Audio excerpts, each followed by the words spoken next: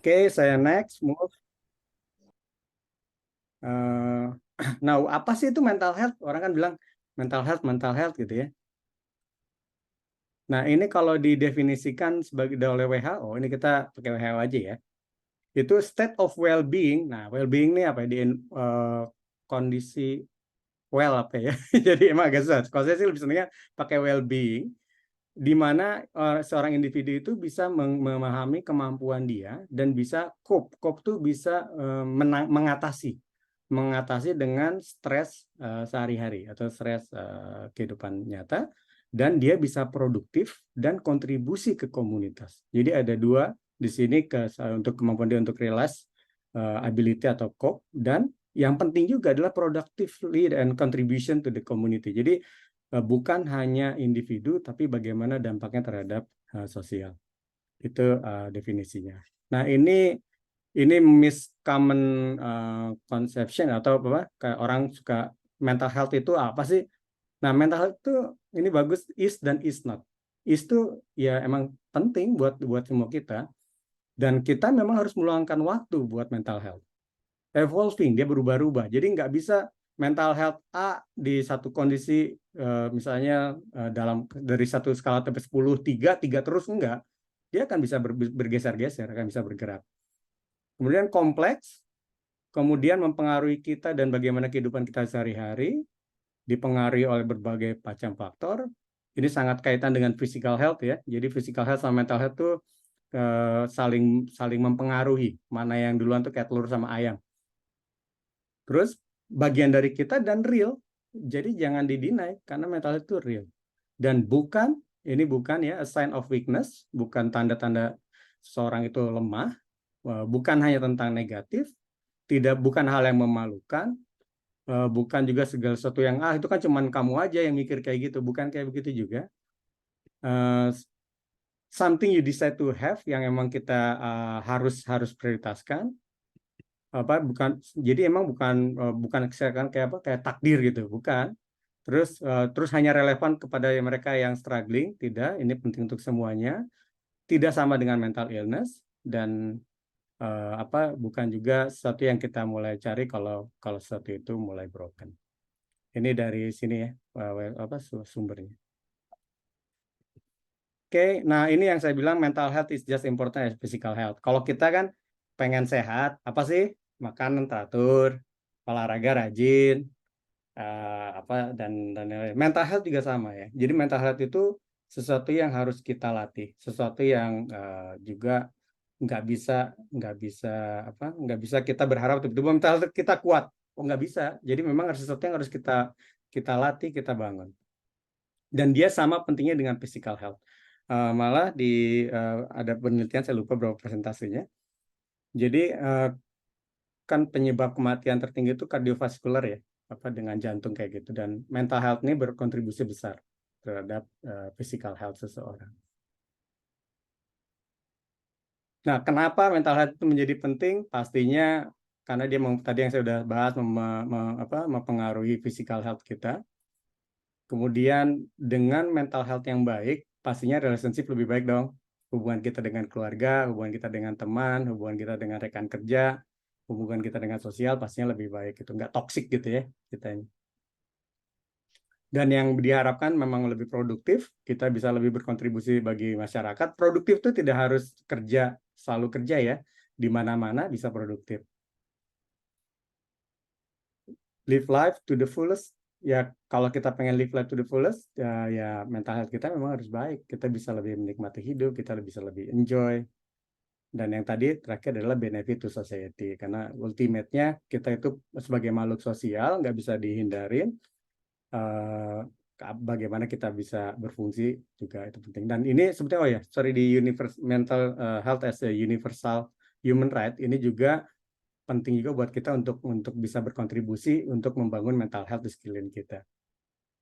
Nah, ini kalau terlalu cepat, kalau nggak kasih tahu ya, ini kan kita relax ya, ngobrol-ngobrol relax, diingetin aja. Nah, ini mental health condition. Ini ada Adam Grant, dia membilang ada empat kondisi mental health. Dari awal nih yang paling di paling kanan ini illness atau depression. Kemudian yang berikutnya ada dibilangnya languishing. Ini ketika feel like this aimless, apa kayak nggak punya tujuan, blah gitu kan, kayak capek, lelah. Kemudian ada fase berikutnya juga ada yang dibilang netral, ya nggak oke banget, nggak kayak itu juga. Dan yang paling tinggi yang mungkin harus kita coba capai itu adalah flourishing, yang itu well-being secara sosial, secara psikologikal, dan secara emosional. Nanti ada pendekatan model yang menarik nih saya jabarkan di belakang untuk bisa mencapai flourishing ini. Oke, nah gimana sih teman-teman tahu kita sign of low mental health ya? Ini perlu sekali. Ada beberapa sign. Kalau kita membedakan dari 3, pertama dari segi feeling. Kalau teman-teman merasa sedih, merasa cemas, pastinya yang terus-menerus ya. Bukan sesuatu yang kalau cuma sekali 2 kali nangis ya wajar lah. Tapi kalau misalnya terus-menerus ini yang kita perlu perhatikan. Terus kita merasa bersalah atas sesuatu yang mungkin bukan sepenuhnya kesalahan kita. Kita merasa nggak punya harapan atau merasa jelek tentang diri sendiri. Exhausted, pernah nggak ngerasa exhausted kayak udah kayak. Nah ini kalau misalnya tiap hari merasa exhausted, nah ini juga perlu diwaspadai ya.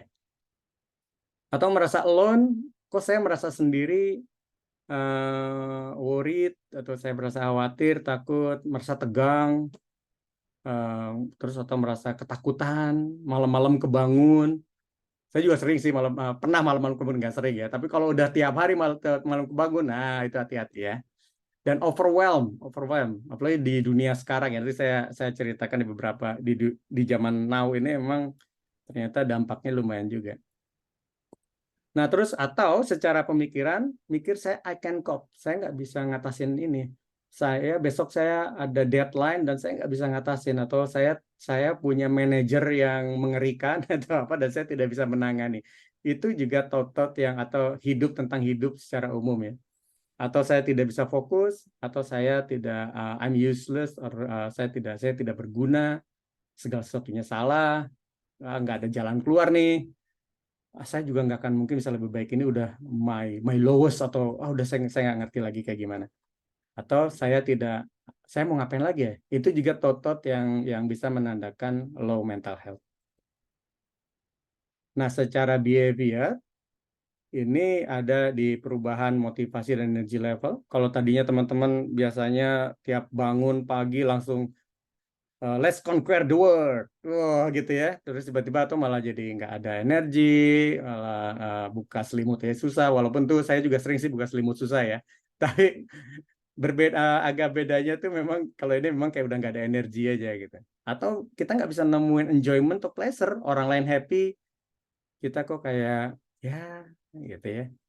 Atau lack of quality sleep, juga ini tanda susah tidur, overthinking. Kalau di media sosial itu yang orang sampai jam 2 jam 3 juga masih pada buka media sosial. Nah itu juga sesuatu yang perlu kita perhatikan. Fluctuating appetite atau weight, jadi mungkin makan mungkin nggak terlalu berselera, atau malah bisa jadi malah jadi makan terus, dan dari berat badan juga berpengaruh ya. Kemudian lack of konsentrasi, konsentrasi kurang, susah untuk fokus. Jadi kalau kita kerja tuh susah banget buat fokus. Sweating, berkeringat, atau kita mulai munculnya perilaku-perilaku yang beresiko atau impulsif. Misalnya kita mulai gampang mencaci maki atau gampang toksik ke orang lain gitu. Itu juga sesuatu yang harus kita waspadai. Nah, kapan sih kita harus reach out profesional? Ini kalau saya sih sebenarnya ngelihat sekarang udah ada perubahan stigma ya. Dulu saya waktu kuliah di psikologi, orang itu ngelihat psikolog itu kayak ngelihat apa gitu ya. Sesuatu yang kalau udah orang ke psikolog tuh kayaknya enggak banget gitu. Nah, sekarang saya ngelihat udah mulai ada kesadaran, dan you can reach out to professional anytime. Dan banyak teman psikolog saya tuh sebetulnya easy to reach out kok. Mereka juga enggak yang pasang tarif mahal atau apapun, enggak gitu. Easy to reach out. Dan banyak hotline sekarang yang tersedia. Jadi memang there is no wrong time. Sama seperti sehat ya. Kalau kita sakit nih, sakit perut, anak gitu ya, anak kita sakit perut. Saya waktu 2 minggu lalu tuh anak saya tiba-tiba sakit perut, saya bawa ke UGD, saya bawa ke rumah sakit besar di sana, ternyata mah. Jadi, tapi kalau kita di keluarga kita tuh berpikir kalau physical health kita lebih baik overreact dan no react. Jadi overreact dalam hal physical health atau mental health menurut saya itu bukan dalam berarti overreact yang berlebihan banget ya, tapi ketika ada simptom mendingan diantisipasi. Jadi there is no wrong time. Kalau mau reach out, mungkin reach out ke teman, reach out ke hotline, just checking. Nah, tapi in general ini yang tadi yang kalau ada simptom-simptom tadi dirasakan, itu mulai coba di reach out ke profesional. Atau sekarang teman-teman udah mulai agak sulit nih untuk bisa bekerja secara efektif atau di keluarga atau di sekolah atau dengan teman-teman lainnya. Kok agak aneh ya saya agak awkward untuk relasi. Nah, itu you can reach out. Ini guidance-nya dari Queensland Government. Saya nyoba nyari yang Indonesia belum nemu soalnya apa ininya. Mungkin ada. Mungkin sayanya yang belum dapat. Nah, ini teman-teman mungkin di sini sih bukan hanya kita harus aware ya sama diri kita, tapi kita juga harus aware sama sekeliling kita. Ada loh orang-orang kadang-kadang yang udah mencoba reach out tapi kitanya enggak. Jadi please be aware of your surrounding. Kadang-kadang a simple say hello itu you can save life by simple say hello. Jadi kalau ada teman tiba-tiba teman kantor yang mendadak diam, mendadak berubah, ditanyain nggak ini, ya say hi. Walaupun mungkin belum tentu dia mau terbuka, bisa ngomong, bisa ya ada yang bisa dibantu, is it okay with you? Atau kamu mau ngobrol sama siapa supaya lebih nyaman. Jadi seperti itu juga sesuatu yang menurut saya bisa bermanfaat. Nah, ini bagus banget self awareness, mental health itu human right, semua orang berhak untuk ini. Jadi please teman-teman kalau ada di teman-teman di sekitar, be aware dan coba bantu.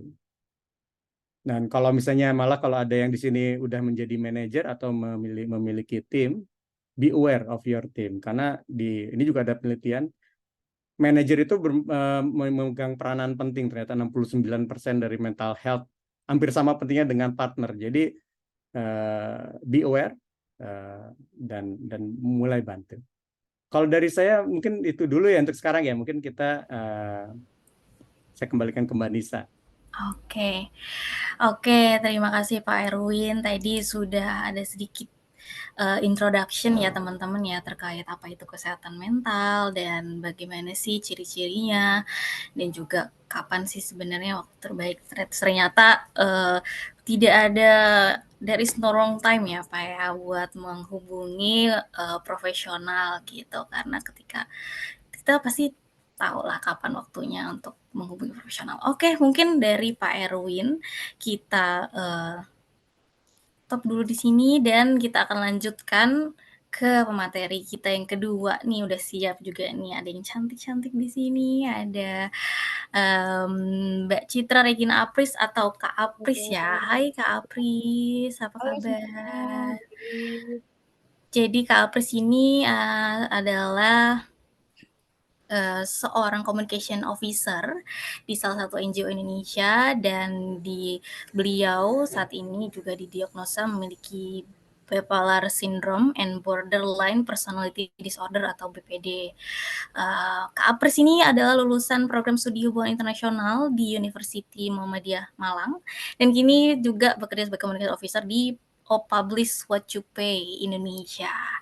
Dan Kak Apris juga banyak mengelola berbagai program dan proyek secara nasional maupun global dan juga gemar melakukan penelitian nih dan juga suka nulis ya kakaknya ya dan ditunjang juga memiliki kemampuan komunikasi yang baik gitu. Dan Kak Apris juga sering terlibat secara aktif di banyak komunitas ya dan juga merupakan founder nih dari European Studies Community. Oke Kak Apris, gimana kabarnya Kak? Baik, thank you banget perkenalannya sangat luar biasa ya. Padahal tadinya saya nggak berencana untuk menyebutkan semua itu, tapi ternyata udah ketahuan ya. Oke, Kak Apris. Jadi, teman-teman semua kita sudah kedatangan Kak Apris yang juga udah, sebagai salah satu penyintas dan juga sedang berjuang juga ya untuk memahami diri dan sekarang juga udah bisa berani untuk sharing tentang perjalanannya dalam mengenali diri, menerima diri, dan juga merawat dirinya, agar lebih sehat nih secara mentalnya. Oke, boleh untuk Kak Apris dipersilakan untuk, sharing. Halo semuanya, perkenalkan nama saya Citra Regina Apris. Saya adalah seorang communication officer di Publish Shopee Indonesia. Jadi Publish Shopee Indonesia itu adalah sebuah organisasi yang kita bergerak di bidang transparansi dan akuntabilitas sumber daya ekstraktif dan juga energi. Kita juga ada anggota koalisi nih di seluruh Indonesia. Kemudian kita juga terafiliasi secara global dengan Publish Shopee Global. Mungkin itu dari background kerja saya. Nah, untuk tadi kan Pak Erwin udah menjelaskan ya apa itu mental health, kemudian apa sih tanda-tandanya ketika kita memiliki kondisi mental yang lagi low gitu ya. Kemudian juga kapan kita harus berencana untuk datang ke profesional. Nah, kalau dari aku bakalan share perjalanan aku dari awal fase depresi, fase sebelum diagnosa BPD dan bipolar ini sampai pasca diagnosa dari psikiater aku. Mungkin Mbak Desri aku minta tolong ya untuk di-sharing materinya.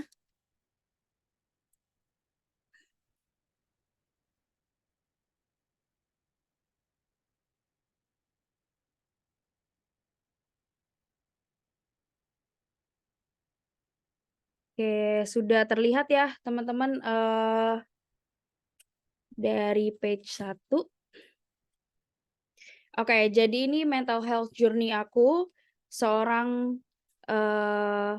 pekerja gitu ya, seorang perempuan, pekerja, dan saya juga adalah penyintas gitu. Jadi, mental health journey aku tuh berawal dari 2020 akhir. Sebelumnya next mungkin aku mau disclaimer dulu. Jadi, apa yang aku sampaikan di sini bukan untuk diagnosa, karena aku seorang penyintas juga. Teman-teman juga, kalau misalnya merasakan atau merasa ada hal-hal yang sama seperti aku yang akan aku jelaskan nanti, boleh banget reach out ke psikolog atau ke psikiater, gitu. Sebelumnya aku mau ngasih mantra dulu buat diri sendiri ya. Ada 3 mantra yang kita bisa terapin untuk diri sendiri. Ini boleh dipraktekkan kapan pun, meskipun teman-teman lagi happy, lagi sedih, atau mungkin lagi ada yang misalnya lagi sebagai penyintas depresi, ini boleh dikatakan kepada diri sendiri. Yang pertama, say thank you kepada diri kita sendiri. Terima kasih kita masih bertahan sampai hari ini.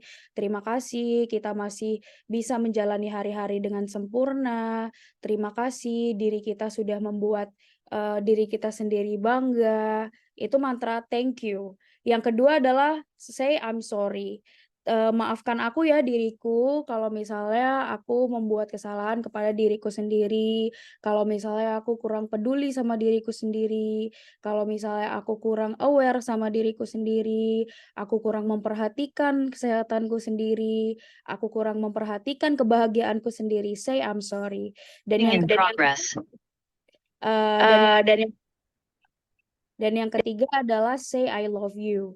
Say I love you, bilang kepada diri sendiri bahwa, "Hai diri sendiri, aku mencintaimu, aku benar-benar mencintaimu, aku mencintaimu sebagai dirimu sendiri, aku mencintaimu sebagai diri yang utuh, aku mencintaimu sebagai individu yang utuh, aku mencintaimu sebagai orang yang tetap ingin bertahan dan melakukan hal-hal yang terbaik."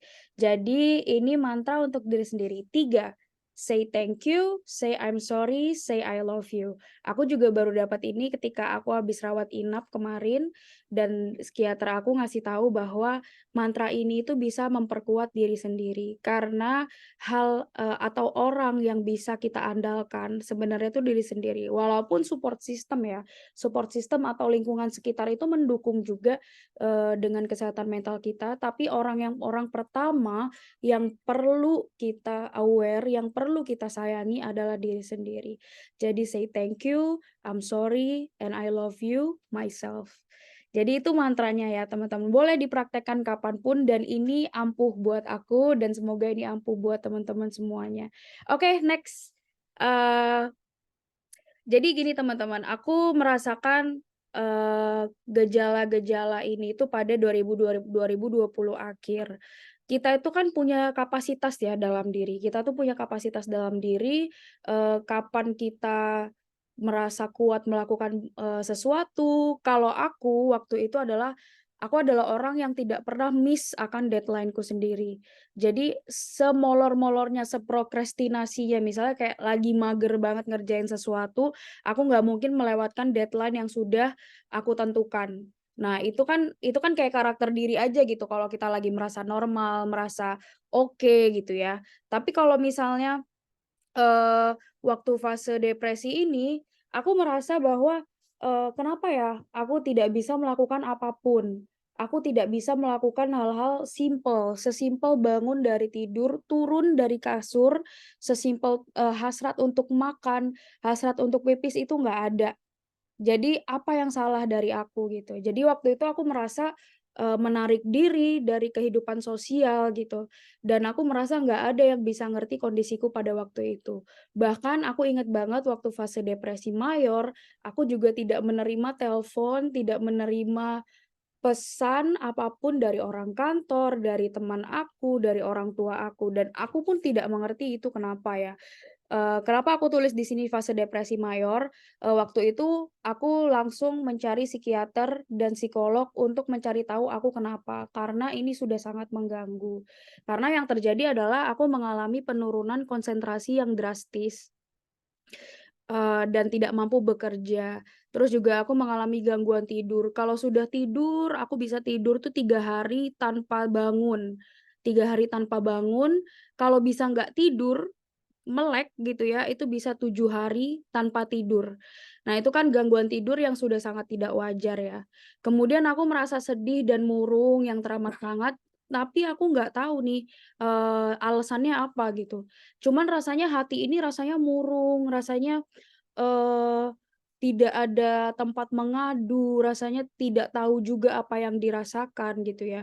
Dan kemudian mulailah di situ muncul pemikiran-pemikiran, bisikan-bisikan, suara-suara, karena aku juga mengalami gejala psikotik juga ya, suara-suara, bisikan yang menyuruh aku untuk, "Udahlah Apris, udahan aja, tinggalin aja semuanya, akhiri aja hidupnya." Ini trigger warning ya teman-teman, kalau misalnya teman-teman merasa tidak nyaman, mohon disampaikan supaya nanti aku mengganti bahasanya jadi lebih, yang word friendly untuk teman-teman. Kemudian, keinginan mengakhiri hidup dan menyakiti diri, kemudian ada perasaan hampa. Perasaan hampa dan kosong dan itu panjang ya, itu sekitar 6 bulan aku merasakan fase ini. Sedangkan aku tidak tahu kalau itu namanya depresi. Aku mungkin dulu baca-baca soal mental health, kalau kita lihat, di infotainment ada Marshanda, ada Ariel Tatum yang bipolar gitu ya. Kemudian juga, melihat mereka penampilannya berubah gitu. Dan jujur saja aku pun penampilannya berubah waktu itu. Dulu aku berhijab, memakai rok gitu ya, dulu aku berhijab, memakai rok, sampai akhirnya aku tidak merasa bahwa ini identitas yang, baik untuk aku, ini bukan identitas yang tepat untuk aku gitu. Tapi, dengan aku merasakan seperti itu, aku mencari psikiater, lalu kata psikiater aku, ini adalah fase depresi mayor, di mana, atau namanya tuh major depressive disorder gitu ya, di mana kita itu kehilangan minat terhadap semua hal yang kita sukai, termasuk dalam penampilan diri. Jadi kita tidak nyaman dengan diri sendiri gitu. Dan setelah awalnya juga, bagaimana sih teman-teman tuh selalu nanya, "Gimana Kak caranya ngomong sama orang tua kalau kita itu berobat ke psikiater?" Gitu. Waktu itu karena mungkin orang tuaku sudah notice ya, kenapa tidak bisa dihubungi, kenapa tidak bisa dikontak gitu ya. Akhirnya orang tua aku membukalah dialog, "Sebenarnya Adik kenapa?" gitu, atau aku juga bercerita bahwa ini yang aku rasakan. Dan ternyata orang tua aku sangat-sangat support bahwa aku ini membutuhkan, bantuan gitu. Jadi aku langsung ke psikiater dan didiagnosa awal adalah depresi mayor atau major depressive disorder. Ini perjalanan pradiagnosa, bipolar dan BPD. Kemudian perjalanan diagnosanya, fase ini tuh semakin memburuk teman-teman waktu itu. Pada waktu aku sudah tahu pada saat itu aku depresi mayor, rasanya itu dunia hancur, rasanya aku tidak punya apa-apa lagi, tidak ada lagi yang bisa dibanggakan dari aku, kayak, ya buat apa lagi aku sudah begini, ditambah lagi aku punya depresi mayor, untuk apa lagi aku hidup di dunia ini gitu ya. Rasanya tuh kita menjadi orang yang tidak ada gunanya gitu. Dan fase depresi ini memburuk, semakin mood swing-nya juga semakin ekstrim ya, menyakiti dirinya semakin memburuk dan, di kasus aku menyakiti dirinya itu dalam keadaan tidak sadar atau disosiatif. Dalam keadaan sadar aku belum pernah menyakiti secara sengaja gitu ya, tapi menyakiti dirinya itu, dalam keadaan tidak sadar karena aku mengalami fase disosiatif karena menumpuk kemarahan yang banyak gitu, kemarahan yang tidak bisa aku sampaikan ketika aku sadar gitu. Jadi ledakan amarahnya itu sulit dikontrol, kemudian aku sering mengalami serangan panik, takut atas penolakan, takut atas ditinggalkan, ketidakmampuan untuk melakukan pekerjaan. Dulu aku sempat vakum 3 bulan, benar-benar tidak melakukan pekerjaan apapun dan syukurnya kantor aku tuh sangat support luar biasa. Bahkan kantor aku sekarang punya kebijakan untuk, funding ya, funding untuk, kita konsultasi ke psikiater atau ke psikolog bagi setiap staf-nya. Tapi perjalanan itu juga tidak mudah gitu, ada banyak hal-hal yang dipertimbangkan, apalagi kalau masalah kebijakan ya, mungkin di sini ada level-level manajer yang tadi Pak Erwin bilang atau level-level yang bisa membuat keputusan, cobalah untuk membuat ruang bagi staf-stafnya itu agar mereka juga bisa mengenali diri sendiri.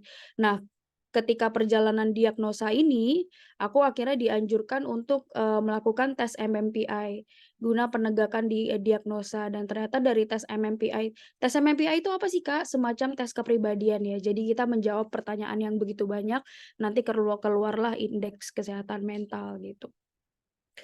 Kemudian, dari tes MMPI ini keluarlah, hasil bahwa aku adalah, bipolar dan juga borderline personality disorder. Mungkin lanjut. Nah, ini adalah perjalanan pasca diagnosa aku. Perjalanan pasca diagnosa, ini tuh ibaratnya aku lagi bercerita apa yang terjadi selama 3 tahun ini, aku rangkum di slide ini ya. Jadi kalau misalnya nanti ada pertanyaan banyak, boleh banget, ditanyain ke aku ya. Jadi selama konsumsi obat psikiatri, dan terapinya juga ada terapi DBT, ada hipnoterapi gitu ya, ada banyak macam terapi yang aku harus lewati pada waktu itu, fase depresinya perlahan berkurang gitu, dan mood swing-nya cenderung stabil.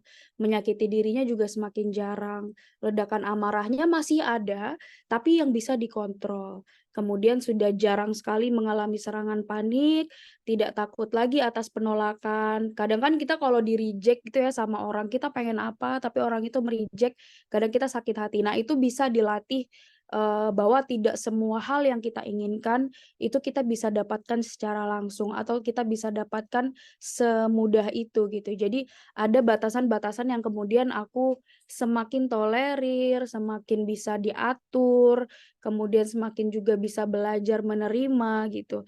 Kemudian aku setelah, menjalani diagnosa ini, pasca diagnosa ini, aku kembali lagi ke top form aku, kembali lagi ke kapasitas aku untuk bekerja, kembali lagi ke PWYP, bekerja seperti biasa, bahkan banyak jalan yang dibuka untuk aku ya, termasuk dengan WIME ini salah satu jalan yang dibuka untuk aku, kemudian aku bisa sharing ke teman-teman semuanya, bahwa perjalanan, gangguan mental ini sebenarnya bukan penghalang gitu, justru ada pintu-pintu baru yang terbuka untuk kita gitu ya melalui diagnosa ini, untuk kita semakin menjadi bintang untuk diri kita sendiri gitu. Nah, dari pasca diagnosa ini aku tetap dianjurkan untuk kontrol rutin dan terapi tepat waktu, yang alhamdulillah sampai sekarang juga aku masih konsumsi obat, kayak gitu. Lanjut mungkin, Kak. Nah, ini dari, segi menerima diri sendiri gitu ya. Diagnosa gangguan mental itu sebenarnya bukanlah akhir, ini yang dibilang dari psikiater aku yang kemudian jadi penguat, tapi adalah sebuah perjalanan panjang untuk menerima diri sendiri dan mengenal lebih jauh siapa diri kita gitu ya. Eee, Kenapa sih aku sering banget, karena aku sekarang ada platform TikTok ya, aku sering banget live di sana, aku sering banget live, kemudian menampung pertanyaan-pertanyaan, curhat-curhatan, ada grup WA juga khusus survivor. Jadi aku mengumpulkan teman-teman survivor yang kemudian disatukan dalam grup, kita bisa cerita-cerita di situ apa yang kita rasakan gitu ya. Eee, aku selalu dapat satu pertanyaan, "Kak, gimana caranya kita bisa bangkit dari diagnosa yang kita terima?" Aku hanya bilang satu hal bahwa, siapa sih yang tidak sedih, siapa yang tidak hancur ketika kita menerima diagnosa. Aku pun hancur ketika papaku menerima diagnosa jantung koroner. Sama halnya seperti penyakit fisik, penyakit mental pun juga sama bikin kita hancur. Tapi caranya adalah memvalidasi rasa hancur itu untuk kemudian itu menjadi kekuatan di kemudian hari gitu. Eee, untuk misalnya selalu ditanya, "Gimana caranya Kakak bangkit? Gimana caranya Kakak bisa dengerin cerita-cerita orang-orang padahal Kakak juga lagi survive?" Gitu, aku selalu ditanya kayak gitu. Menurut aku, ketika aku mendengarkan banyak cerita dari para survivor, justru itu adalah hal yang menguatkan aku, bukan hal yang malah, "Oh, berarti yang aku rasain ini memang menghancurkan menghancurkan aku." Enggak, justru aku, mendapatkan validasi bahwa semua orang yang sedang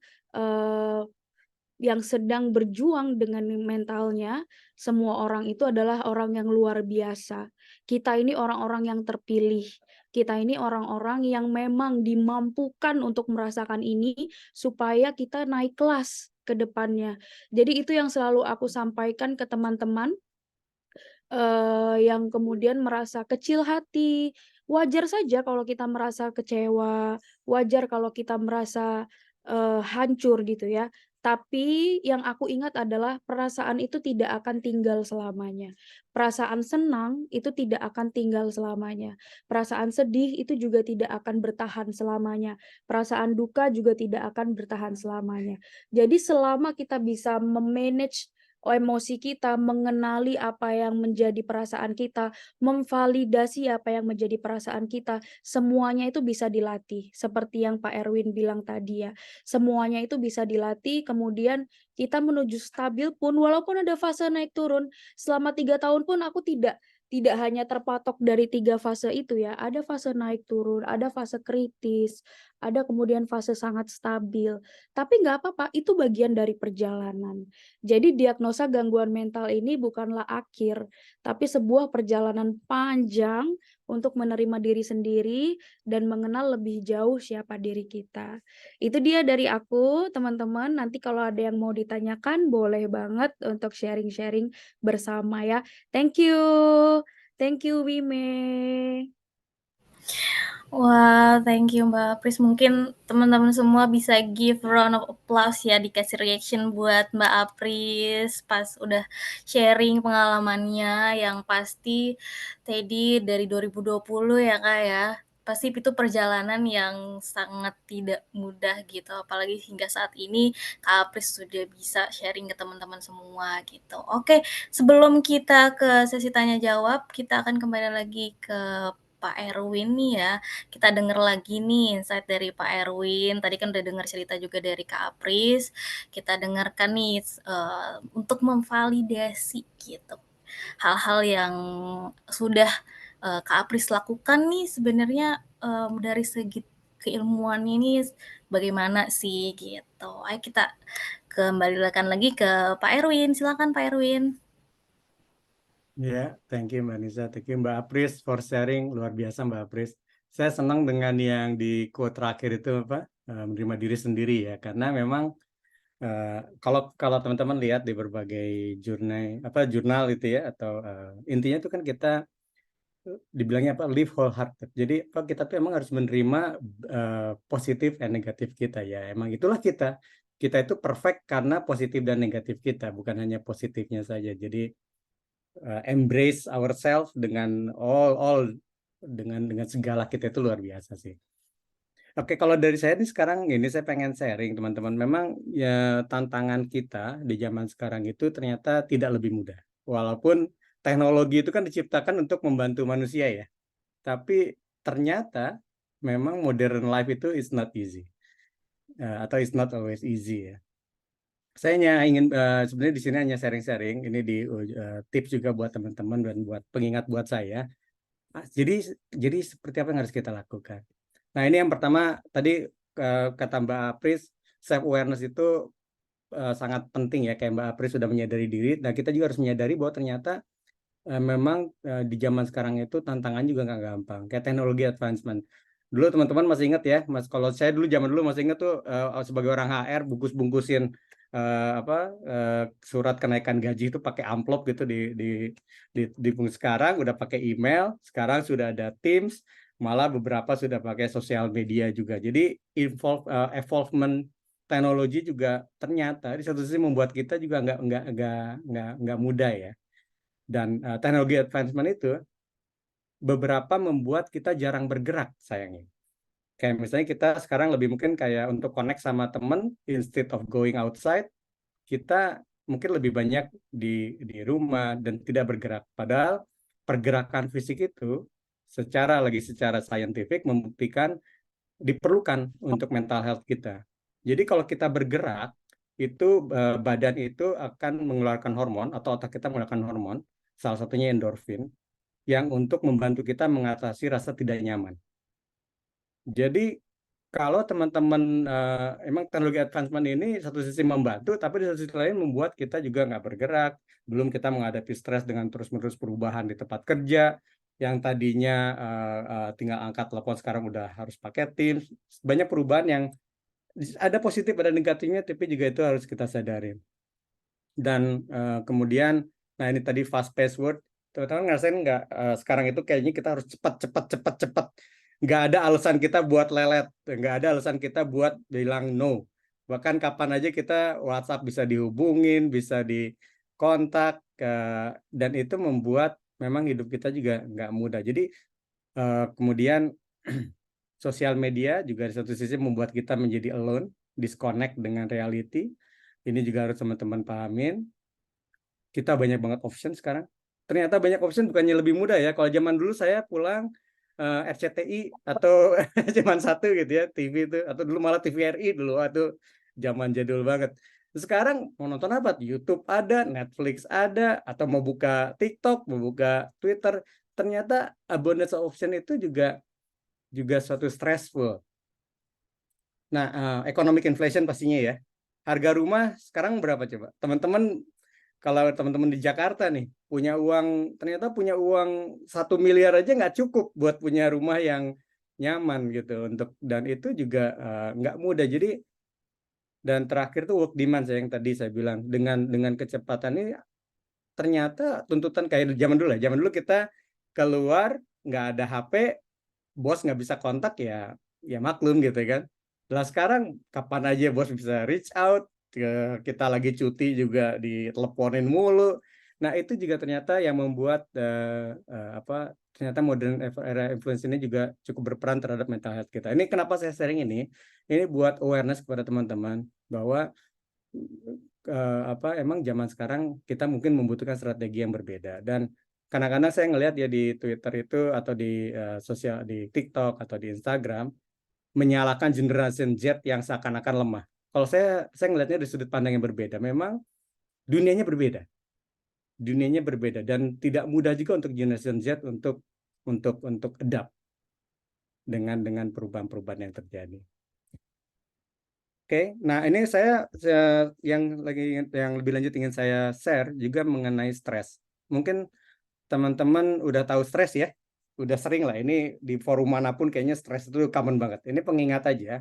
Nah sekarang teman-teman gimana sih untuk punya mental health yang tanda kutip bisa kita jaga? Kita harus sadar bahwa stres itu terjadi ada dua sebetulnya. Saya nggak akan baca yang besarnya. Ketika kita memaknakan tuntutan fisik atau tuntutan lingkungan kita sebagai kondisi berbahaya dan bagaimana kita melihat kemampuan kita untuk mengatasinya. Jadi contoh, kalau kita di kantor, kita melihat bos sebagai ancaman, itu stressful. Nah, tapi yang kedua, bagaimana kita menilai apakah kita punya sumber daya yang mencukupi atau tidak untuk menangani itu. Misalnya kalau ada tuntutan bos minta besok harus beres ya. Nah, kita akan melihat, nah kita bisa nggak memenuhi tuntutan itu besok bisa selesai. Nah, kalau kita merasa punya kemampuan, maka stres cenderung turun. Kalau kita merasa tidak punya, waduh saya harus ngerjain ini, saya harus ngerjain itu, komputer saya bermasalah, maka stres cenderung naik. Jadi stres itu simpel aja konsepnya. Teman-teman, kalau di awalnya pertama bagaimana kita menilai kondisi, dan kemudian yang kedua bagaimana kita menilai sumber daya yang kita miliki cukup atau tidak untuk mengatasi tekanan atau tuntutannya. Nah, ini saya hanya sharing juga, pengingat juga ini. Jadi stres itu optimalnya bagusnya di sini. Nah, kayak tadi saya bilang kalau orang nggak gerak itu di sebelah kiri, di boredom atau di mana stres itu nggak bergerak dan ini juga nggak bagus. Ini optimalnya dan yang terakhir adalah burnout yang kita harus waspadai. Jadi optimum stres itu di tengah-tengah. Saya share lagi. Nah, ini kalau situasinya menurut kita masih dalam kapabilitas kita dan saya tidak bisa cope, maka self esteem crash.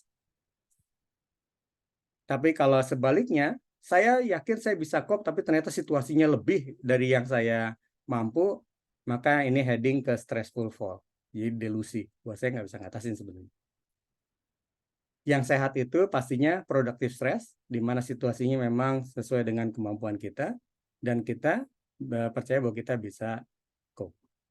Nah, kalau misalnya kita percaya tidak bisa cope, dan kita percaya bahwa situasi ini di luar kontrol kita, maka memang kita harus change environment atau remove yourself from it. Nah, termasuk dalam mental health juga, kalau kita merasa bahwa kondisinya memang sudah tidak memungkinkan dan kita tidak mampu, ya memang kita harus melakukan sesuatu. Nah, yang saya pengen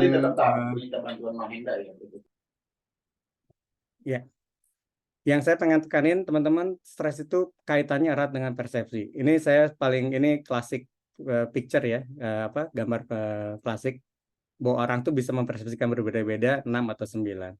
Demikian juga tuntutan sosial kita, tuntutan keluarga, tuntutan kerja, setiap orang bisa mempersepsikan berbeda-beda. Itu semua tergantung kita semua.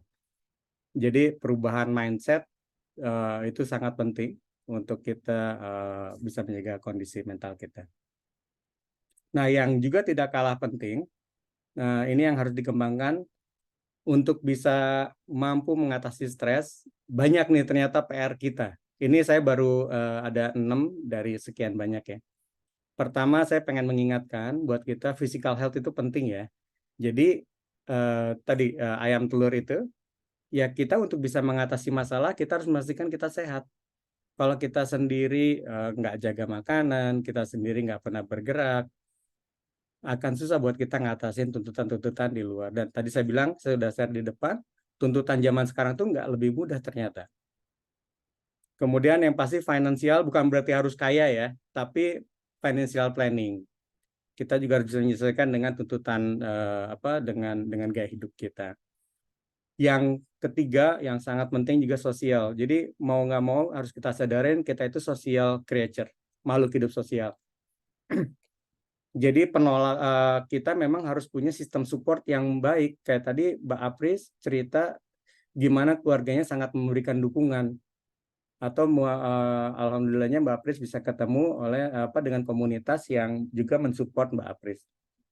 Jadi teman-teman create social support yang suportif. Jangan pasti kalau toksik pastinya kita harus ini ya hindarin ya. Tapi mulai bangun relasi sosial, bangun kemampuan sosial kita. Nah, ini nanti kaitannya erat dengan kompetensi, makanya teman-teman harus terus mengasah diri. kita harus benar-benar paham juga bagaimana kita mengatasi masalah-masalah kita, karena kompetensi ini penting buat mengatasi tuntutan. Yang nggak kalah pastinya spiritual, gimana relasi kita dengan yang di atas, dan tadi belief, keyakinan-keyakinan kita mengenai diri kita maupun mengenai lingkungan. Jadi ini hanya cuplikan-cuplikan dari berbagai sumber ya, yang perlu teman-teman pertimbangkan untuk dimiliki supaya bisa mengatasi tuntutan stres. Nah, ini sebetulnya saya ada ini dibilang kalau di psikologi itu ada namanya P3K stres. P3 stres itu jadi kalau misalnya teman-teman ngerasa stres, simple as bernafas. Nah, ini contohnya ada napasnya. Jadi kalau saya boleh minta teman-teman coba cari posisi duduk yang rileks. Kita sama-sama coba praktekkan. Dan kita coba ikuti ini.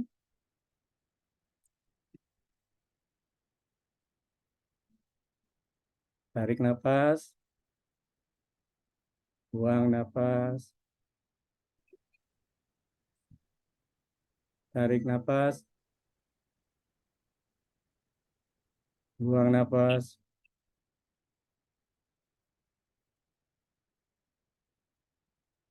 Tarik nafas. Buang nafas.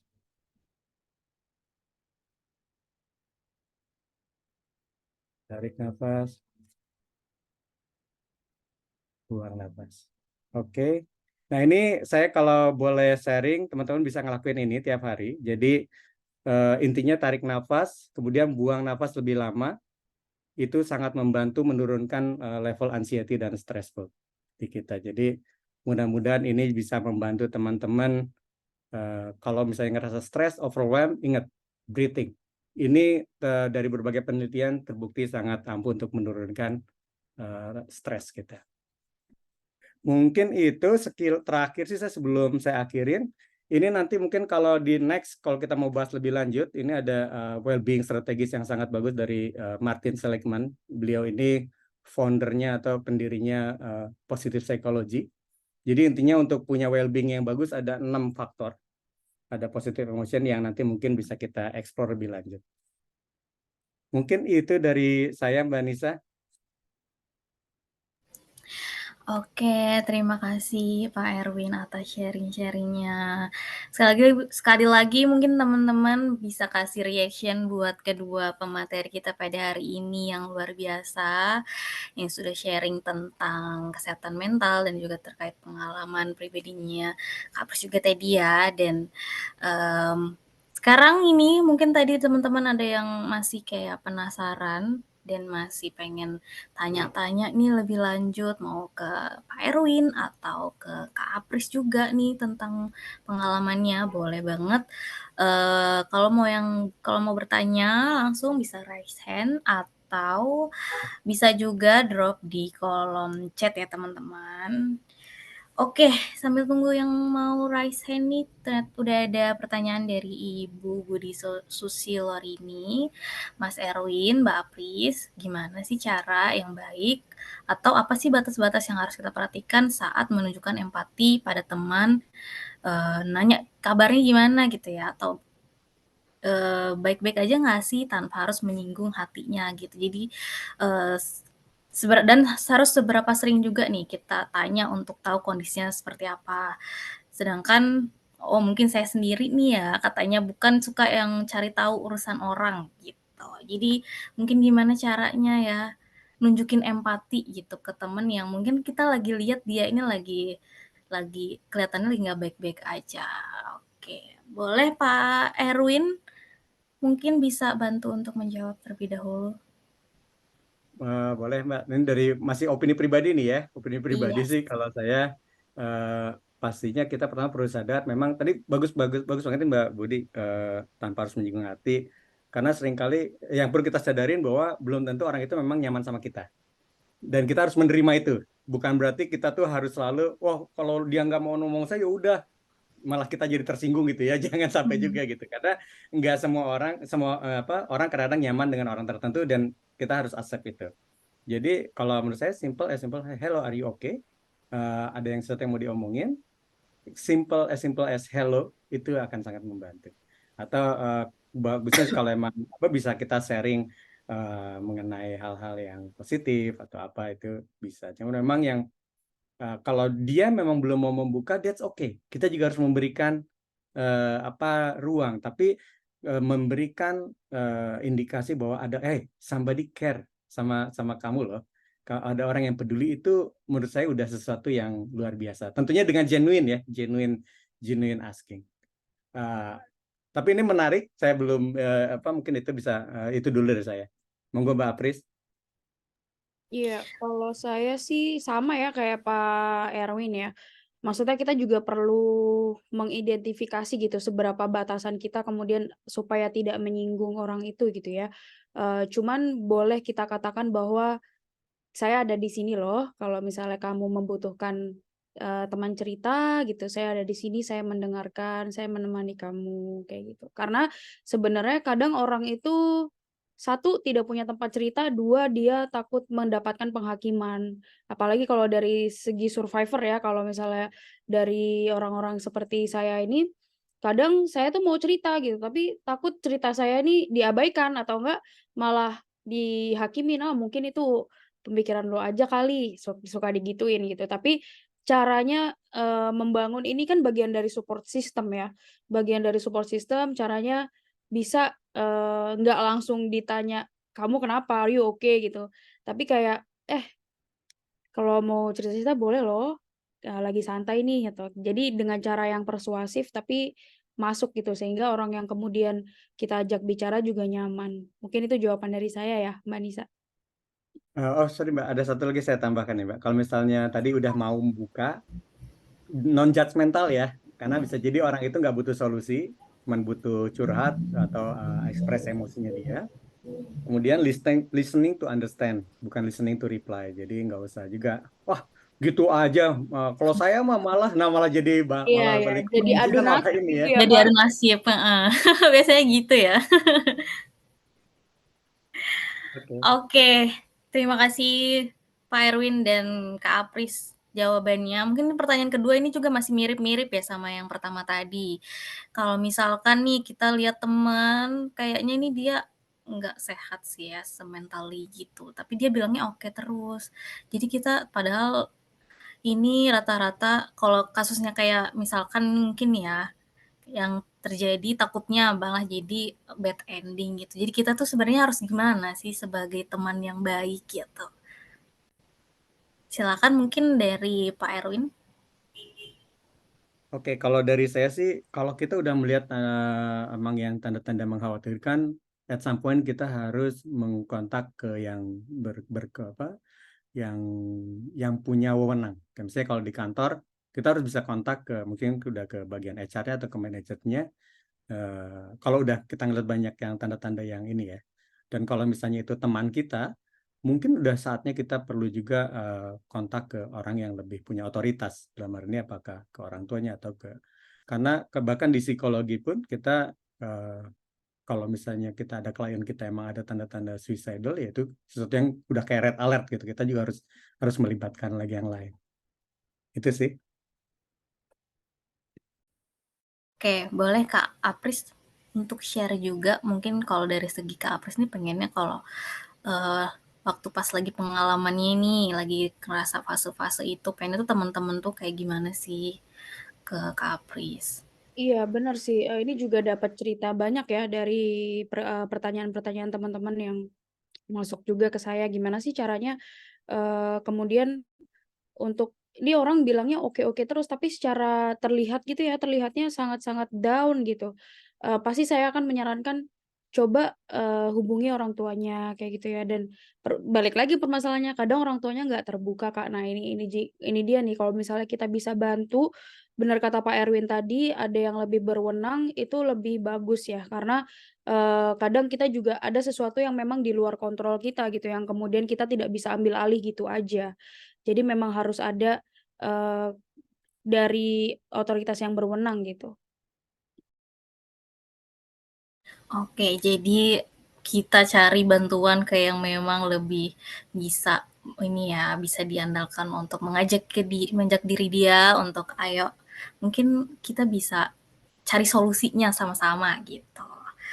Oke, ini sudah ada yang raise hand juga dari Kak Eli Isfian. Boleh Kak Eli open mic untuk share pertanyaannya. Terima kasih Kak Nisa atas kesempatannya. Saya ingin tanya pada Pak Erwin dan Mbak Apris.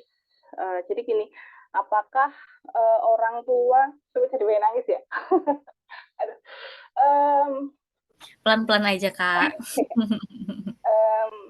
Saya kan dari kecil kan hidup sama orang tua ya. Maksud saya, aduh kok pengen nangis. Orang tua ini kan sering bertengkar gitu kan. Bertengkarnya di depan saya. Dari kecil sampai dewasa lah seringnya gitu. Dari situ kan saya tiap hari memperhatikan mereka berantem di depan saya, mendengarkan. Jadi misalkan dalam 1 minggu ini 5 hari mereka berantem, nanti sehari rukun, nanti 5 hari lagi berantem. Jadi hampir tiap hari itu suasana di rumah itu nggak enak gitu. Terus apakah ketika orang tua saya itu sering berantem itu juga ikut ke bawah ke saya? Maksudnya saya jadi orang yang cepat marah, tersinggungan kayak gitu. Astagfirullahaladzim. Jadi nangis ya. It's okay, Kak. Mudah tersinggung, dan ini pengaruhnya itu ke pergaulan ya. Saya jadi orang yang nggak punya banyak temen, terus karena saya mudah marah itu di kerjaan juga karir saya berantakan. Boleh bilang kayak gitu. Saya jadi kayak orang yang nggak gampang menerima masukan dari atasan atau kritik dari atasan. Ketika saya menyampaikan suatu pendapat ke atasan tuh jadinya frontal gitu loh, nggak yang mungkin teman-teman yang lain tuh bisa kayak di depan atasan bisa lembut gitu. Jadi kalau saya nggak suka bisa menunjukkan nggak suka ya gitu. Nah, dan beberapa kali tuh saya istilahnya kayak disingkirkan oleh atasan karena memang saya orangnya itu frontal gitu. Nah, gimana sih? Saya sudah sempat ke psikiater juga, udah minum obat, cuman belum tahu diagnosanya apa, karena kan baru beberapa kali, 2 kali datang ya, ke psikolog juga baru sekali gitu, tapi belum tahu diagnosanya apa gitu. Nah, apa sih saran dari Pak Erwin dan juga Mbak Apri untuk saya, terutama kan ini kan saya butuhnya buat yang karir ya, karena saat ini orang tua dua-duanya juga udah nggak ada, dan saya hidup sendiri gitu loh di rumah gitu. Nah, biar saya itu bisa survive di tempat kerja itu saya harus gimana gitu, mungkin biar nggak tersinggungan kayak gitu loh, gitu Kak. Terima kasih. Oke, terima kasih Kak Eli atas pertanyaannya dan sudah berani juga ya untuk sharing ceritanya. Kita sending big hug dulu buat Kak Eli. Semoga bisa bertahan juga dengan segala kondisi yang terjadi ya Kak ya. Oke, mungkin Kak Apris dulu kali ya bisa sharing sekaligus agak menenangkan Kakak Eli-nya nih. Kak Coba bisa Eli, thank you saran banget kayak udah mana. cerita ya. Thank you banget udah cerita. Ini murni bukan kesalahan Kak Eli yang pertama ya, karena Kak Eli juga tidak meminta kondisi seperti itu ya. Kemudian nanti boleh aja dilanjutkan konsultasinya dengan psikiater supaya nanti ada penegakan diagnosa dan juga nanti, dilanjut gitu ya pengobatannya seperti apa. Cuman untuk memang ledakan amarah atau misalnya ada sikap-sikap dari kita yang mungkin kurang sesuai karena itu adalah efek dari mungkin itu efek dari trauma ya Pak Erwin, nanti boleh Pak Erwin, jelaskan juga gitu. Itu bisa dilatih dengan cara, mengafirmasi diri, mungkin boleh, bilang ke dirinya, "Maafkan aku kalau misalnya sikapku ke diriku sendiri ini kasar, maafkan aku kalau misalnya sikapku ke diri sendiri kurang baik, dan terima kasih, sudah mau bertahan sampai hari ini, aku sayang sama diriku, aku tidak akan melanjutkan, trauma yang sudah kita dapatkan nanti misalnya kita punya anak atau apa, itu perlu afirmasi ke diri sendiri supaya, lingkaran trauma itu bisa terputus saja gitu dan kemudian seiring dengan traumanya Kak Eli disembuhkan gitu ya, diobati, Kak Eli juga tidak menimbulkan trauma bagi nanti generasinya Kak Eli kemudian. Itu dari saya ya. Terima kasih banyak untuk sudah dia mau sharing karena ini adalah hal berat untuk di-sharing. Kita semuanya ada buat Kak Eli nggak sendirian ya. Keren banget Kak Pris. Boleh dilanjut Pak Erwin. Ya, lanjutkan apa? Bener Mbak Pris. Ini Kylie hebat banget. Udah bisa sharing aja. Ini udah langkah awal sih kalau di psikologi itu kadang-kadang kita punya gini. Kalau orang udah aware sama isunya itu aja udah 50% udah menuju perbaikan lah ya untuk sesuatu yang lebih baik. Di saran saya dilanjut aja Mbak Eli untuk ke psikiater atau ke psikolognya. Cuma perlu disadarin kadang-kadang ini ya. Kadang-kadang ini jadi opini pribadi ya bukan sebagai psikolog ya. Kadang-kadang orang tuh ada cocok-cocokan. Ya, jadi kayak ke dokter juga ada cocok-cocokan, ke psikolog atau psikiater juga ada cocok-cocokan. Jadi kalau sampai misalnya nggak working nih ke psikolog, ke psikiater, coba cari lagi yang lain karena bisa jadi memang pendekatannya yang mungkin apa nggak ketemu sama. Kalau di psikologi itu banyak terapi dari mulai anger management, ada juga yang lebih ke psikoanalisa atau behavior terapi banyak pilihannya Kak Eli dan Uh, tapi langkah pertama kali udah bagus banget, udah sadar misalnya menghadapi situasi ini, maka saya cenderung marah. Nah, apakah ini dari orang tua atau enggak? Nah, ini kita kan sesuatu yang di luar kontrol kita ya. Tadi seperti kata yang Apris bilang, bagaimana kita menyikapi karena yang sebetulnya penting. Bagaimana kita menyikapi ke depannya. Nah, itu kalau saran saya lanjutin aja. Nanti mungkin bisa dari WIME juga kan kita punya forum berbagi terus ya Mbak ya. Nanti juga mungkin saya bisa share juga kalau misalnya psikolog-psikolog yang bisa dikontak untuk lebih lanjut juga bisa, silakan. Oke, terima Mbak kasih menjawab. Pak Erwin.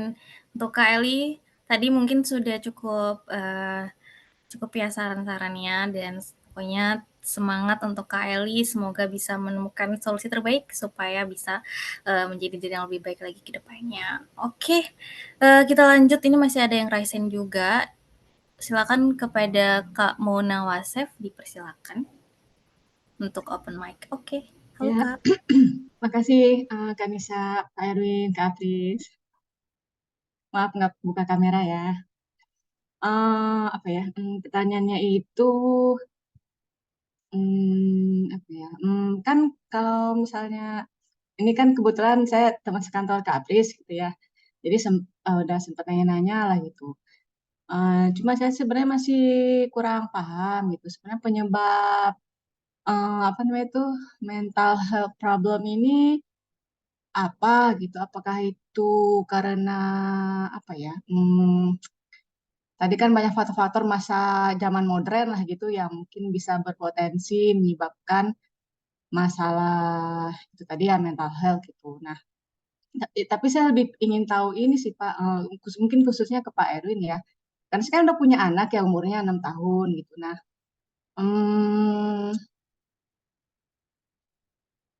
apakah mental health problem itu sesuatu yang mendadak gitu? Maksudnya bukan maksudnya takdir ya, tapi maksudnya sesuatu yang mendadak muncul gitu ketika hanya terjadi ketika misalnya kita sudah dewasa atau ketika kita sudah bekerja, itu karena tekanan pekerjaan segala macam, atau tekanan hidup. Apakah atau itu mungkin juga bisa disebabkan ke misalnya, saya lebih ke konsepnya ke pola asuh anak sih gitu. Apakah ada sesuatu mungkin yang harus kita apa sih hati-hati gitu ketika misalnya kita mengasuh anak sehingga bisa mencegah dia atau mengurangi potensi nanti dia ketika besar memiliki masalah ini Pak mental health problem itu gitu.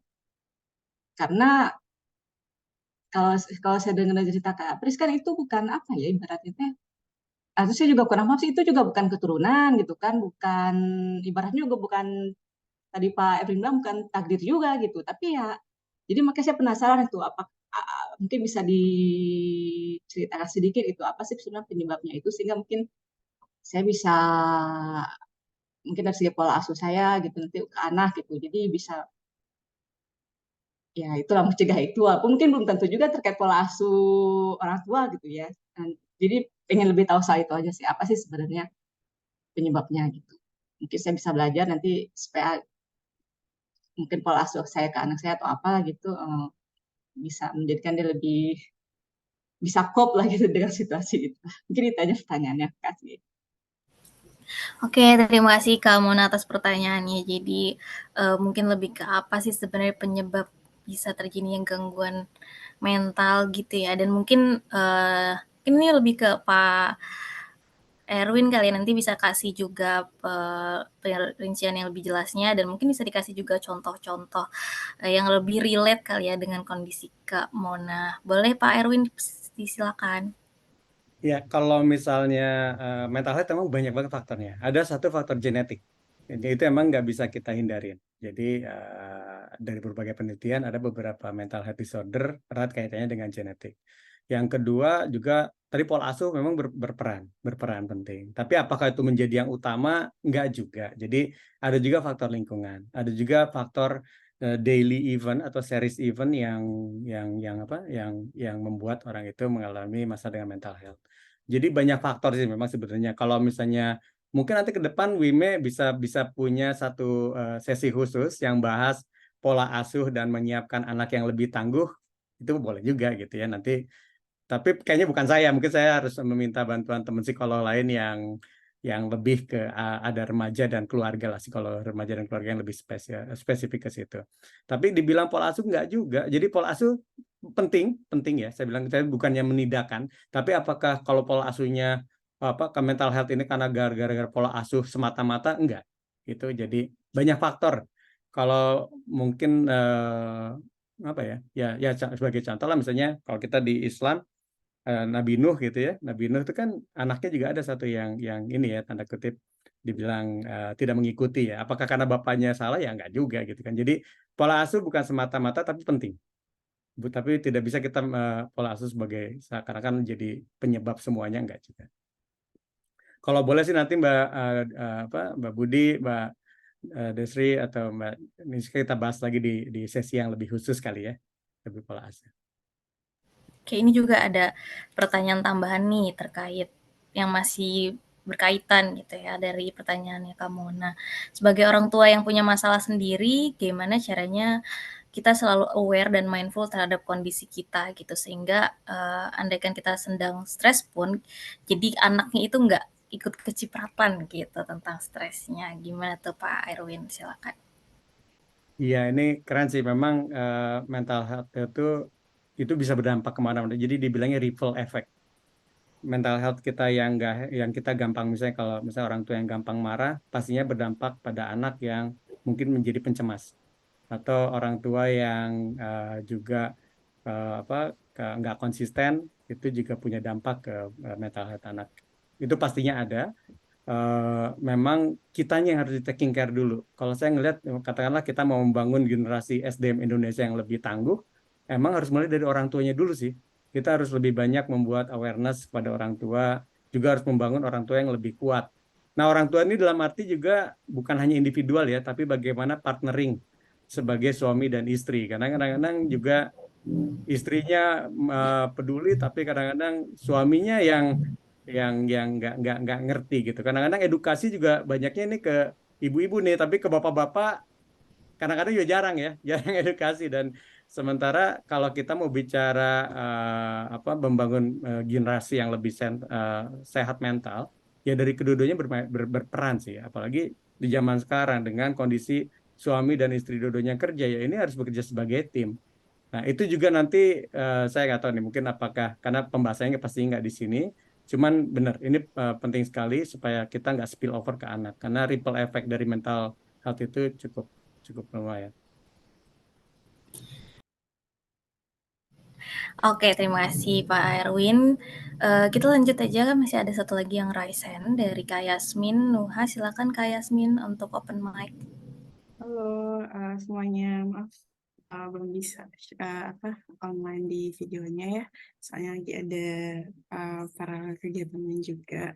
Cuman saya mau, ini bukan pertanyaan sih, saya mau apresiasi aja dengan WIME hari ini ada sesi untuk discuss tentang mental health, especially kan mungkin ini masih secara general kali ya, karena kan WIME kan seperti yang kita tahu sendiri bergerak di mining industry gitu, jadi mungkin ini kan secara general jadi bisa lebih diterima untuk teman-teman yang lain juga yang mungkin baru bersinggungan sama topik-topik tentang mental health. Nah tadi saya mau apresiasi aja ada Pak mohon maaf, ada Mbak Apri sama Pak Erwin yang sudah memberikan materi-materi yang sangat insightful dan bermanfaat ya, karena tadi juga Pak Erwin ada gimana sih kita mengkategorikan ada perasaan, ada pemikiran, dan ada juga behavior. Jadi itu mungkin bisa membantu misalnya saya dan teman-teman yang lain juga untuk bisa mulai belajar untuk self-aware dan mengidentifikasi ketika ada misalnya terlalu stres di pekerjaan. Karena kan seperti yang Pak Erwin tadi bilang, stres itu ada baiknya juga, itu yang mendorong kita untuk misalnya bergerak gitu ya. Tapi kalau misalnya sudah kelebihan, kan jadi overwhelmed dan malah tidak bagus untuk kita juga. Nah mungkin saya mau menambahkan aja Mbak, jadi saya ada satu referensi ini terutama tentang panduan pencegahan bunuh diri ya. Itu kan tadi ada pertanyaan nih tentang suicide gitu ya. Misalnya karena kan maksudnya saya mengapresiasi dari Pak Erwin dan Mbak Apris dari perspektif memang pada at the end of the day memang kita harus bisa membantu teman-teman yang sedang struggling untuk seek professional help gitu. Tapi kan tidak dipungkiri juga kadang butuh keberanian yang besar ya buat mencari bantuan ke teman-teman yang profesional seperti itu. Jadi mungkin kalau misalnya ada dari kita yang di reach out oleh teman-teman yang sedang struggling dan ternyata isunya cukup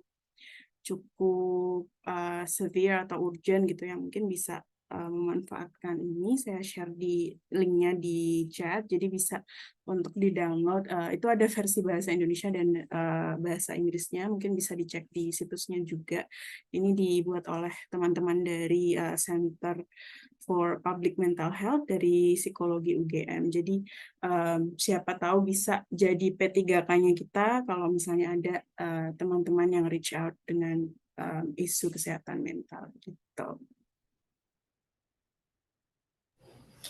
Oke, terima kasih Kak Yasmin. Wah, ini kita dapat satu referensi ya untuk belajar lagi lebih banyak tentang kesehatan mental juga gitu. Buat mungkin tadi untuk Kak Mona juga bisa nih mulai searching lagi ya untuk nambah-nambah nanti insight dan materi juga terkait kesehatan mental. Kita bisa lihat dari banyak lah referensi yang bisa kita lihat ya. Mungkin nanti Kak Apris, Pak Erwin juga bisa share terkait materi-materi yang bisa kita pelajari lebih lanjut nih kalau misalkan ingin lebih tahu terkait kesehatan mental.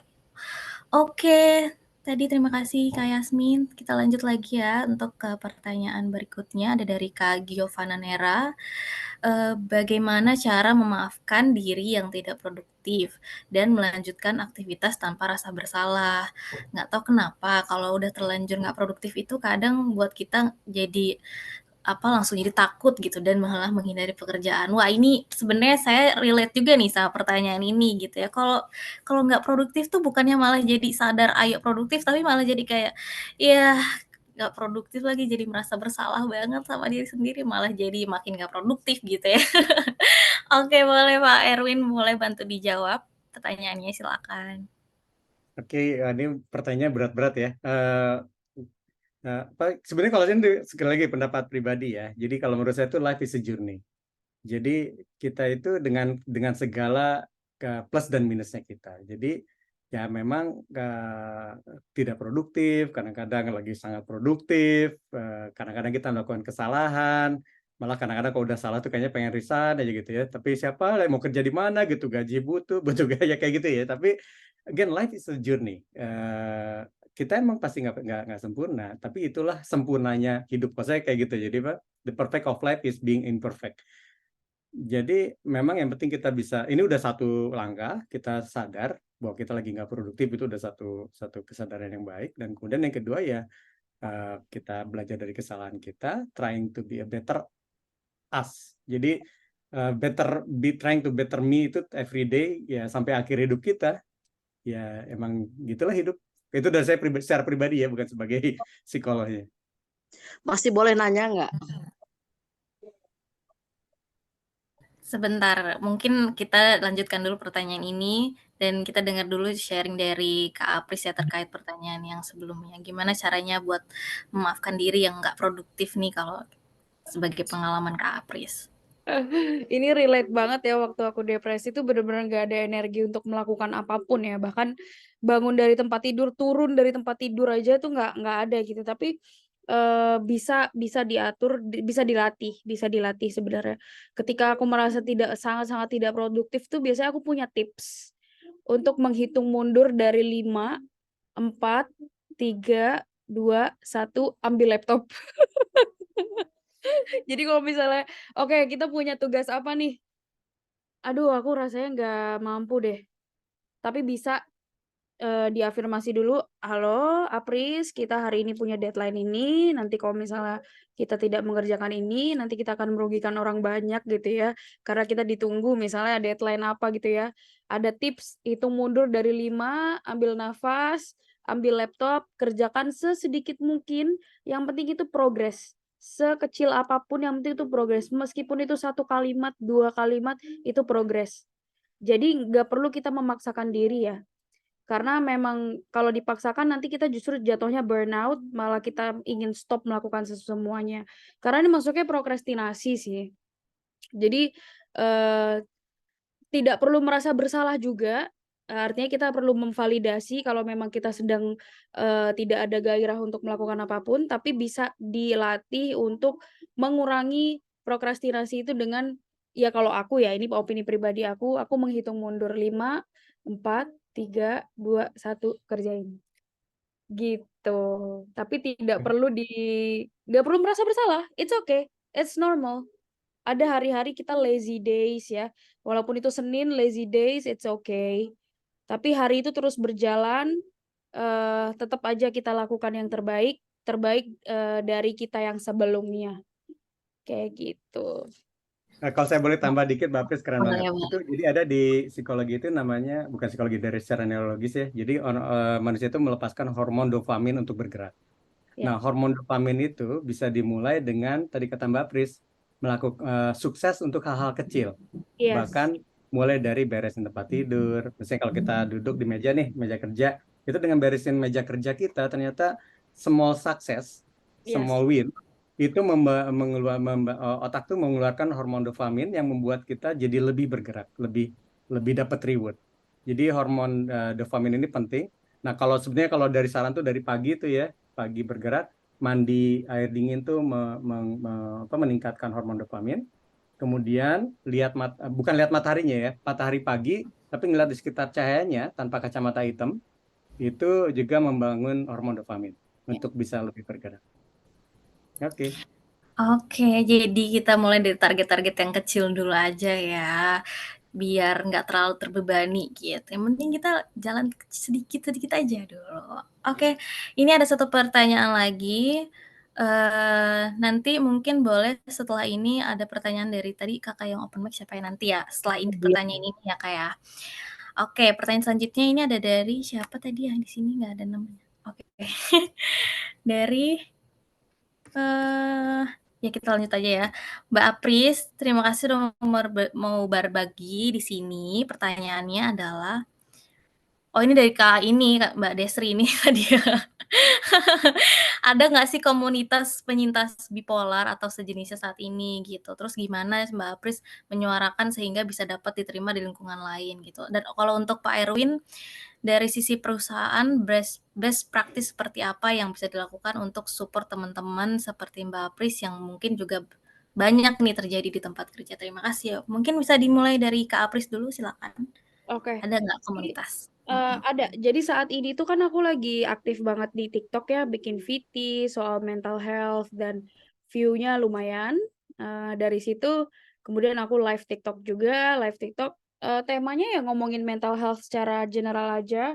Kemudian banyak orang yang join, kemudian Kak Apris, ayo kita bikin grup WA gitu. Ayo bikin grup WA yang isinya adalah survivor dan caregiver. Jadi tidak hanya survivor aja, karena kan kalau survivor misalnya dia lagi relapse, dia cerita ke grup, nanti takutnya triggering untuk yang lain ya.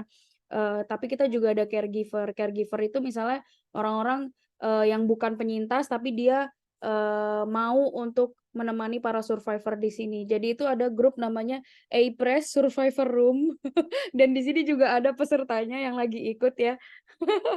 Jadi kita bikin sendiri sebenarnya bukan komunitas, kita sebatas grup WA aja untuk sharing-sharing gitu. Menyuarakan sehingga dapat diterima di lingkungan lain sih sebenarnya dari sharing-sharing harian, afirmasi harian kayak gitu dan kemudian juga apa sih yang perlu kita lakukan sebagai survivor tuh supaya hari-hari kita berjalan dengan lancar. Mungkin sharingnya sekedar baru di situ aja sih, tapi ada komunitasnya yang barusan saya bangun dan teman-teman yang lain gitu sih. Oke, jadi ada ini ya biar nggak ngerasa sendirian buat saling support. Oke, boleh Pak Erwin dilanjutkan untuk jawab pertanyaan selanjutnya yang terkait dari perusahaan nih ada harus gimana sih best practice-nya? Kalau saya sih boleh ngambil contoh PWYP ya. PWYP keren banget sih menurut saya. Bisa mensupport ya pastinya dengan menerima mental health itu juga as critical as physical health. Sebetulnya dengan tema is a universal human right itu kan membangun awareness di perusahaan atau di organisasi pemerintahan di berbagai bahwa mental health itu sama pentingnya dengan physical health. Jadi kalau ada orang memiliki kebutuhan untuk break untuk ke psikolog, untuk ke psikiater ya psikiater ya it should be fine. Dan bukan berarti harus dikucilkan, bukan berarti orang itu nggak kompeten, bukan berarti orang itu nggak produktif. Nah, malah di beberapa perusahaan juga terkait dengan D&I, Diversity and Inclusion, juga mereka udah mulai nih mencoba juga merangkul teman-teman yang memiliki kayak misalnya attention deficit disorder atau ADD atau ADHD atau autis atau jadi teman-teman dengan yang punya struggling dengan mental disorder ini bukan berarti harus dikesampingkan karena mereka juga produktif loh. Nah, mungkin itu ya. Tapi kalau apa sih yang bisa yang tadi saya bilang, hai para manajer. Manajer ini punya peranan loh. Bukan hanya mencapai KPI perusahaan gitu, tapi juga your presence itu ternyata mempengaruhi well-being teman-teman. 69% loh mental health itu disebabkan oleh manajer. Ini yang dari penelitian ya, tapi ya nggak tahu berapa persen. Jadi dimulai dari kalau yang sekarang punya bawahan, take care of your team well-being. Terus kalau kita sebagai orang teman kerja ya mungkin mulai dengan care dengan teman samping kita, dengan teman sebelah kita. Gitu.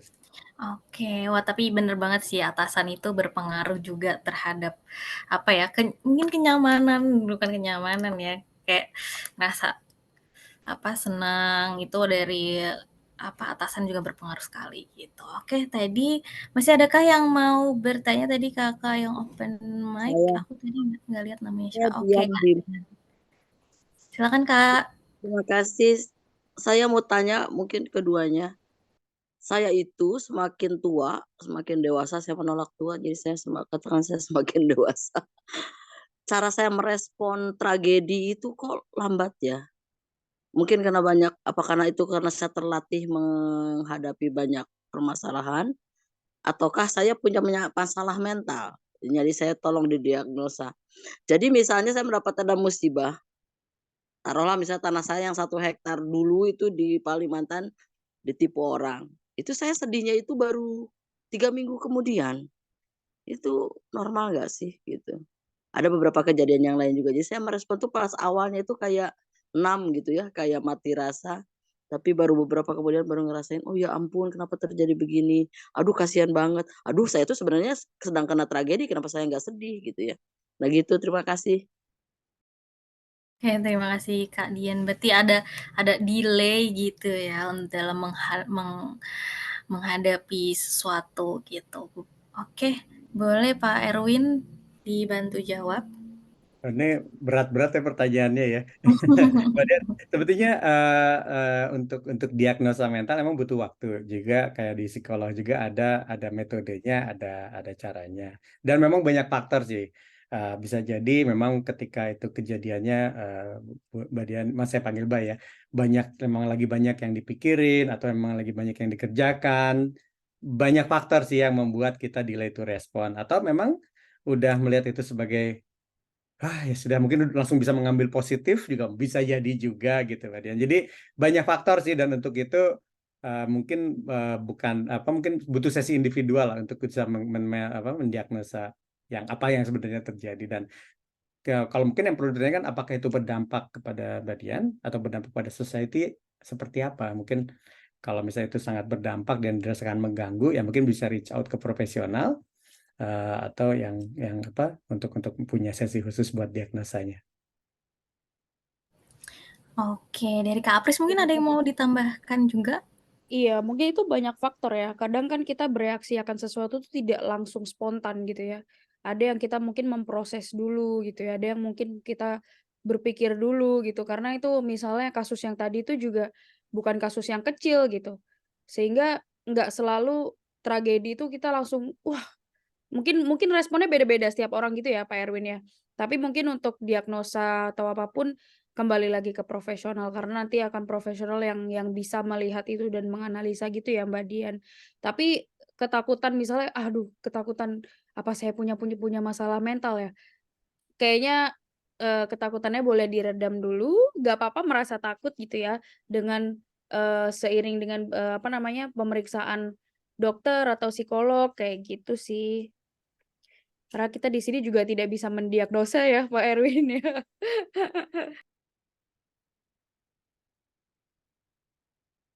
Ya, terima Oke, kasih. mungkin cukup menjawab ya Mbak Dian ya. Dan mungkin karena sudah muncul waktu 2:42 juga nih ya, sudah Ada lewat satu juga nih. pertanyaan nih Mbak Nisa, satu lagi tuh kayaknya Ada dari lagi? Mbak Mana Kartika mana? di chat saya lihat. Mungkin Oh satu oke, simpel aja. satu terakhir ya.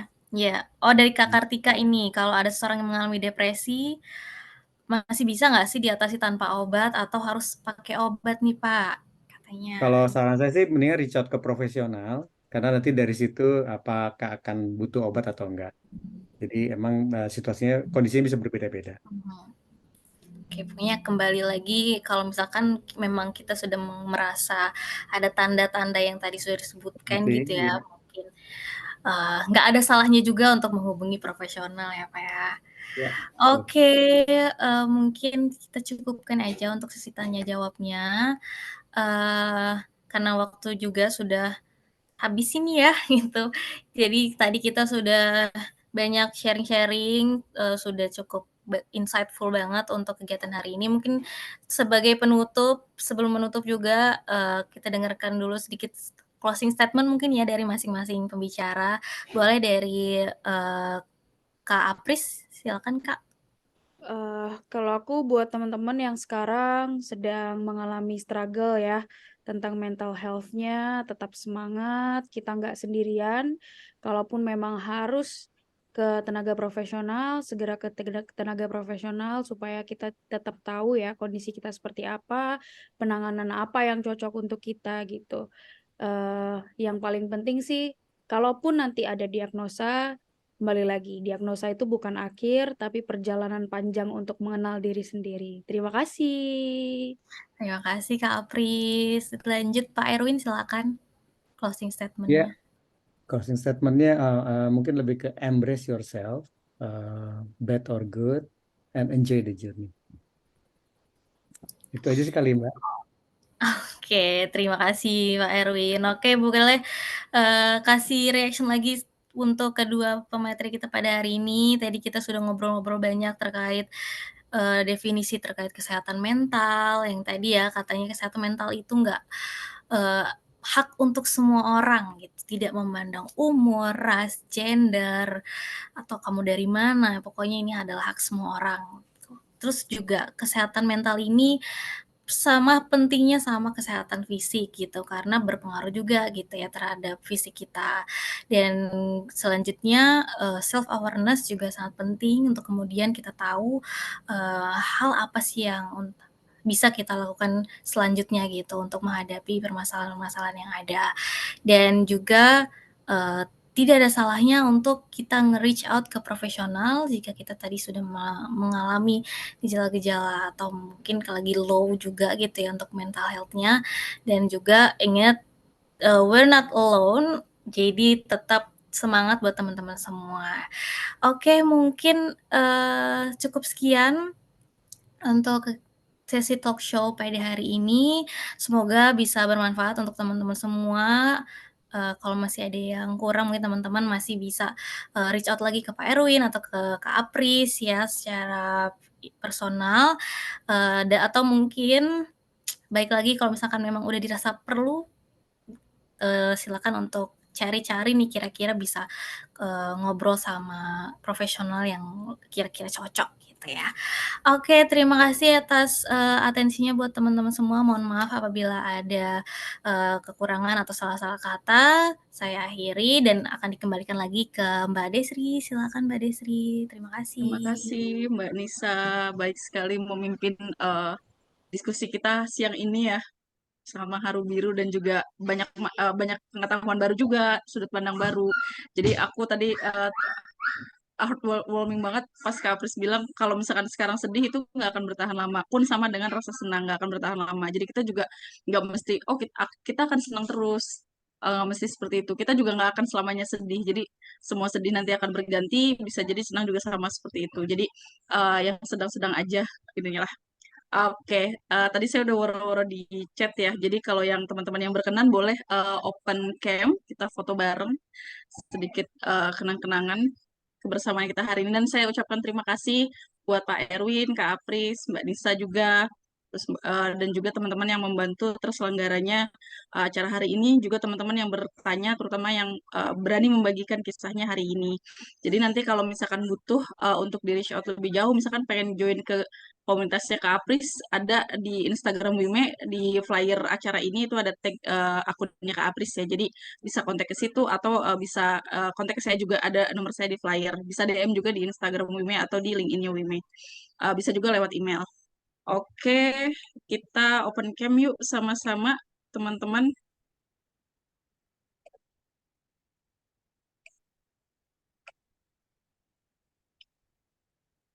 Oke, aman. Yuk. Oke, ada Mbak Farah. Hai. Ada Halo Haula. Ibu. Halo, Haula jauh Hai. sekali. Jam berapa di sana? Masih sama. Oke, saya Kangen capture banget ya ya. ampun. Oke, semuanya siap-siap. 1, 2, 3. Kasih senyum terbaiknya. Oke, pose kedua boleh minta huruf W begini, Wime. Bentar-bentar. Oke. Haula Ini turunin dulu. pakai HP. Oh gitu ya, HP segini aja satu boleh kok. Enggak deh. Boleh, boleh, Oke, Bu. 1, 2, 3. Oke, terima kasih. Semuanya terima kasih ya siang ini sudah hadir sama-sama kita buat membagikan kisahnya juga. Kalau yang mau lebih lanjut sama Kak Apris nanti bisa DM, bisa ke saya juga, bisa ke Apris langsung. Baik, Siap, semuanya Ibu. selamat berakhir pekan. Terima kasih banyak. Wassalamualaikum warahmatullahi wabarakatuh. Selamat Waalaikumsalam malam minggu semuanya. warahmatullahi wabarakatuh. Waalaikumsalam. Terima kasih Makasih. semuanya. Makasih. Mohon izin nih. Terus Terima kasih Mbak Desri. sama-sama. Izin live ya Bu Desri. Iya, ada Farah. Terima kasih semua Mas Erwin dan teman-teman.